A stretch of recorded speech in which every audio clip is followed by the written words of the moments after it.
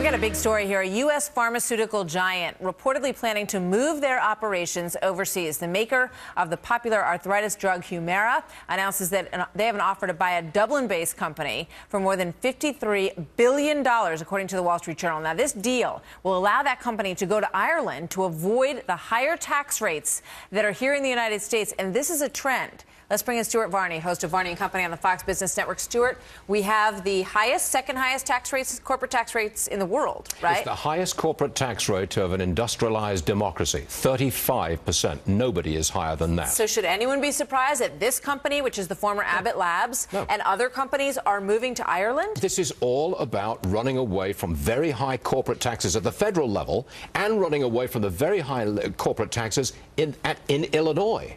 This company is based in North Chicago, Illinois. It's got to pay 35% to the feds, and I don't know how much, but a very high tax to the people in Illinois as well. So they jump ship, away they go. They're going to Ireland, or they plan to go to Ireland, where the tax rate is much smaller.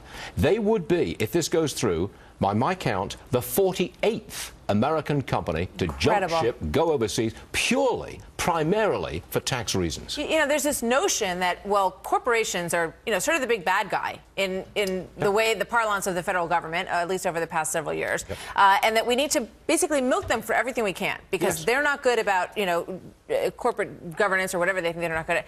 They're chasing these companies out of America. They're biting off their nose to spite their face. That is very accurate. 47 companies have gone so far. Here's another that proposes to go. The administration will not lower that high tax rate. It won't cut it from 35% down anywhere lower. It won't do that.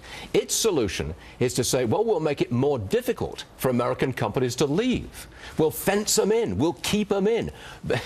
That's not the way to go about it because they keep on leaving, constantly leaving. And otherwise, I would imagine, because companies, as you and I were talking about, it's their responsibility to their shareholders to make as much money as they can to return a positive return to their shareholders. That's what they do. That is the responsibility of the people running a publicly traded American corporation. Maximize the amount of money that's flowing to the owners of the company, that is the shareholders. That's what's expected. You don't go for 35% tax rate, you go for 12.5% You would be dumb. It is in Ireland.